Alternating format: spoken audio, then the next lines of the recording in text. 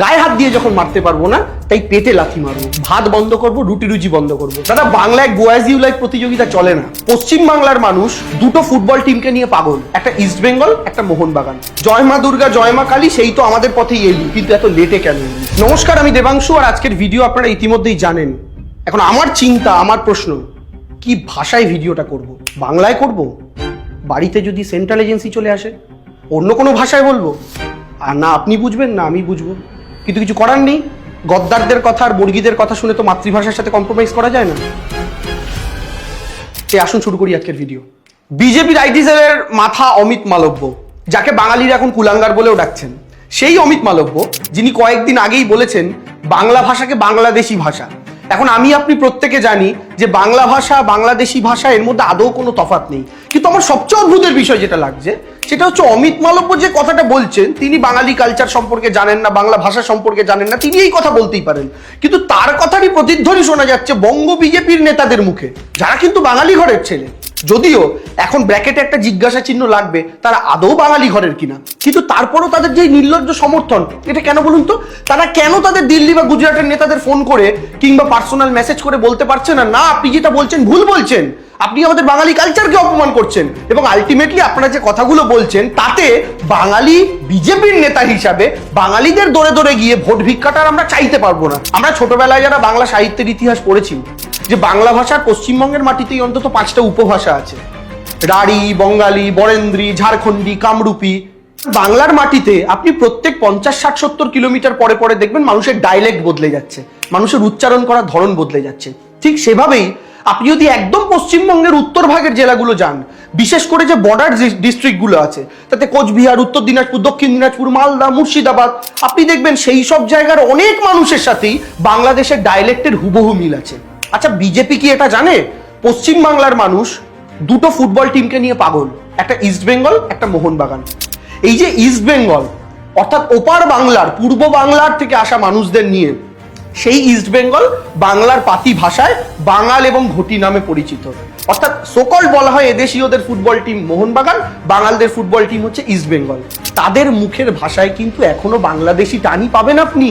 তার কারণ এই মানুষগুলো এসছেন বাংলাদেশ থেকে। অমিত মালব্য লিখে বলছেন সিলেটি ভাষা, যেটা পশ্চিমবঙ্গের কেউ বলে না।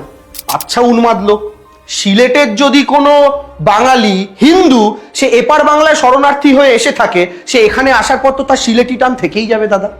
দাদা বাংলায় গোয়াজ ইউ লাইক প্রতিযোগিতা চলে না। আপনার নরেন্দ্র মোদী দাড়ি লাগিয়ে ভেবেছিল রবীন্দ্রনাথ হবে, ঠিক আছে, মানুষ আশারাম বাবু বলে তাড়িয়ে দিয়েছে। দাড়ি থাকলেই রবীন্দ্রনাথ হয় না, আশারামও হয়। তা আপনারা ভুলে যাচ্ছেন পেছনে মা কালীর ছবি লাগানো মানেই বাঙালি গদগদ হয়ে আপনাদের পায়ে গিয়ে পড়বে। জয় শ্রীরামের বদলে জয় মা কালী, জয় মা দুর্গা স্লোগান দিলে বাঙালি গদগদ হয়ে পড়বে, তা হবে না। উল্টে বাঙালি বলবে জয় মা দুর্গা, জয় মা কালী, সেই তো আমাদের পথেই এলি, কিন্তু এত লেটে কেন এলি? এই প্রশ্নটা কিন্তু বাঙালি করবে। আজকে সর্বত্র বাঙালি নির্যাতন, মার খাচ্ছে বাঙালিরা, এবং তাতে হিন্দু মুসলমান দেখা হচ্ছে না। প্রথম পরিচয়, তুমি অওয়া কখ পড়েছো, আতা গাছে তোতা পাখি পড়েছো, তো ঠ্যাঙানি খাবে। তার পদবী ইসলাম হোক, তার পদবী ভট্টাচার্য হোক, দেখা হচ্ছে না। তাদের জন্য বরাদ্দ থাকছে মার। বিজেপির কর্মী আমাদের পিংলা পশ্চিম মেদিনীপুরের বিজেপি করেন পাড়াতে, সে পর্যন্ত পুলিশের পেটানি খেলো। এখন বিষয়টা হচ্ছে টেলিভিশন চ্যানেলে বিজেপির নেতারা খবর করে বিভিন্ন আলোচনা সভাতে এসে বলছেন সব মিথ্যা, সব ফেক।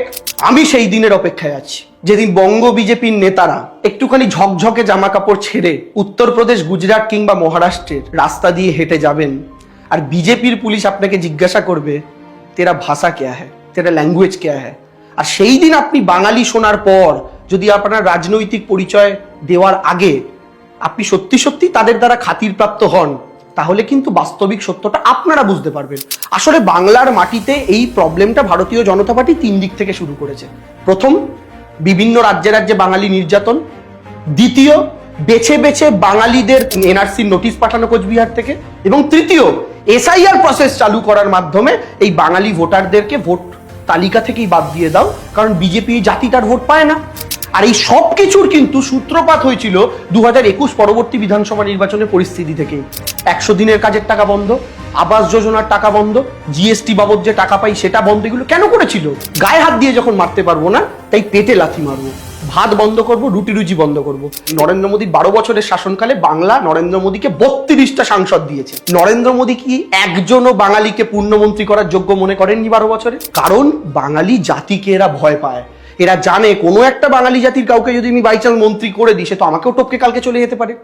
আজকে নরেন্দ্র মোদীকে আমি প্রশ্ন করতে চাই, ৩,০০০ কোটি টাকা খরচ করে সর্দার বল্লভভাই প্যাটেলের মূর্তি তৈরি করলেন, ইটস ওকে, কিন্তু একবারও মনে হলো না যে দিল্লি কিংবা কলকাতার বুকে একটা নেতাজি সুভাষচন্দ্র বসুর মূর্তি তৈরি করি, যেটা ভারতবর্ষের সবচেয়ে উঁচু মূর্তি হবে?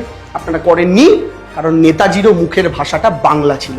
এটা বাংলার মানুষ জানে, এটা বাংলার মানুষ বুঝতে পারছে। আর বিজেপির হিস্ট্রি যদি দেখেন, বিজেপি তার প্রতিশ্রুতি দেওয়া যে অঙ্ক, তার সমর্থকদের তার 34 থেকে 38% অ্যাচিভ করতে পারে। বাঙালিকে চাঁটি মারলে বাঙালি সহ্য করে, দ্বিতীয়বার চাঁটি মারলে বাঙালি সহ্য করে, তৃতীয়বার চাঁটি মারলে বাঙালি কি করে সেটা ব্রিটিশরা জানে, যার সাক্ষী বহন করছে সেলুলার আন্দামান জেলের সেই তালিকাটা। নরেন্দ্র মোদী, অমিত মালব্য, একবার গিয়ে একটু দেখে নেবেন। আর জাতীয় সঙ্গীতটা হওয়ার সময় যখন উঠে দাঁড়াবেন, বুকে হাত রাখবেন, তখন মাথায় রাখবেন ওটা কিন্তু বাংলা ভাষায় লেখা। জয় বাংলা।